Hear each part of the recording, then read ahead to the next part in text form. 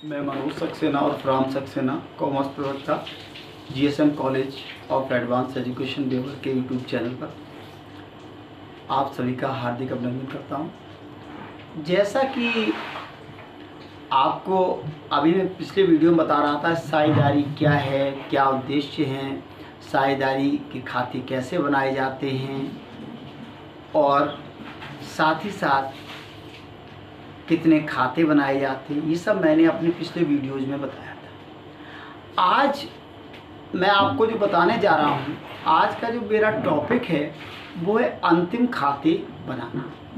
साझेदारी में भी अंतिम खाते बनाए जाते हैं। पहले तो आप ये समझ लें अंतिम खाते होते क्या हैं।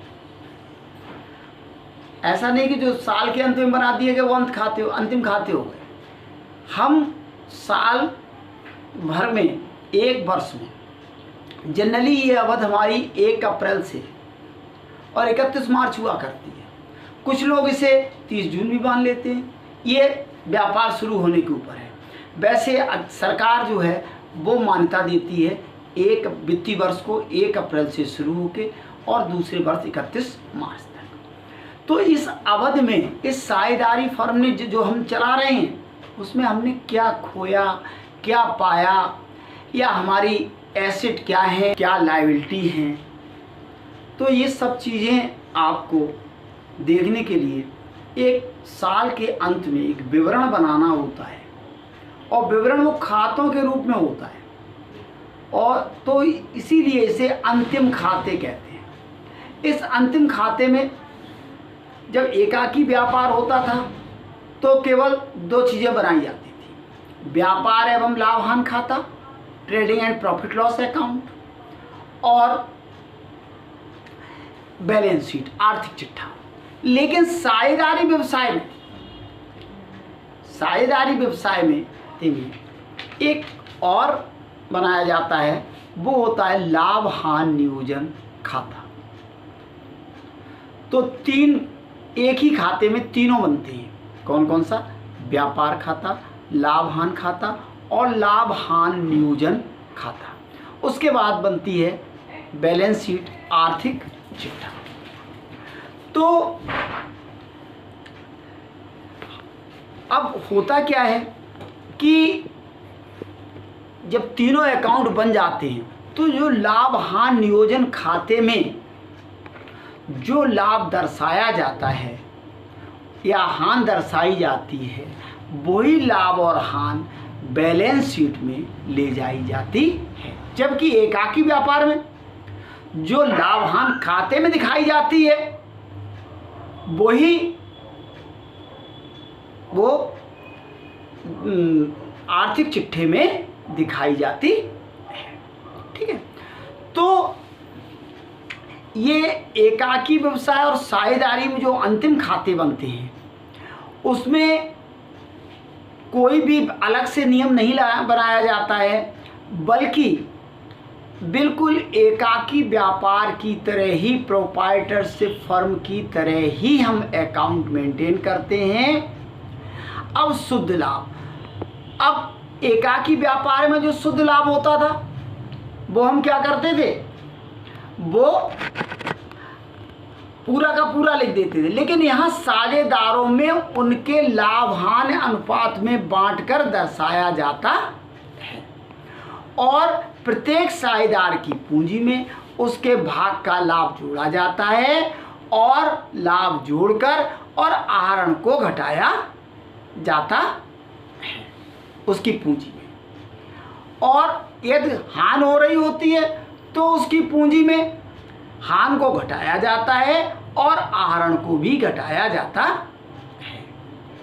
ऐसे ही चालू खाते की बाकियां प्रत्येक साझेदार की अलग अलग डेबिट या क्रेडिट जो भी होती है दर्शाई जाती है।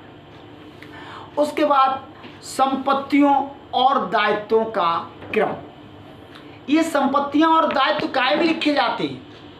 ये संपत्तियां और दायित्व जो है वो बैलेंस शीट में लिखे जाते हैं, एसेट एंड लायबिलिटी।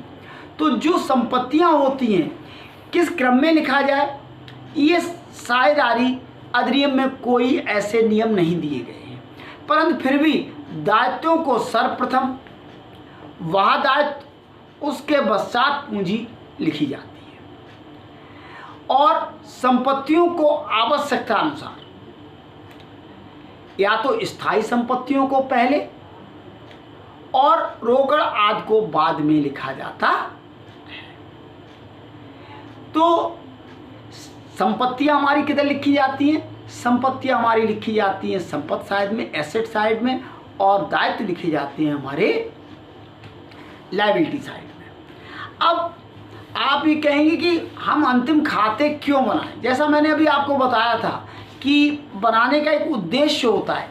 प्रत्येक साझेदार ये जानना चाहता है, जैसे प्रोपर्टीशिप में हमने बताया था अंतिम खाते क्यों बनाए जाते हैं। अब मैं आपको बता रहा हूँ, हर एक साझेदार, जितने भी 2, 4, 6 जो भी साझेदार हैं, सभी चाहते हैं कि हमने वर्ष के अंत में हमें लाभ कितना मिला और या हानि हुई तो कितनी हुई। ये एकाकी संस्था होती तो यह ज्ञात करने की चिंता नहीं रहती, क्योंकि जो भी है हमारा ही है। लेकिन जब साझेदारी फर्म होती है तो प्रत्येक साझेदार अपनी स्थिति को देखता है कि संस्था में हमारी स्थिति क्या है। हम जो है ऐसा तो नहीं है कि हम दिवालिया हो रहे हों, हमें ये तो मालूम हो कि हमने जो पूंजी लगाई उस पूंजी में कुछ वृद्धि हुई या नहीं हुई। तो अतः साझेदार चाहे वो सक्रिय हो या निष्क्रिय हो। अब आप कहें सक्रिय साझेदार और निष्क्रिय में क्या अंतर है?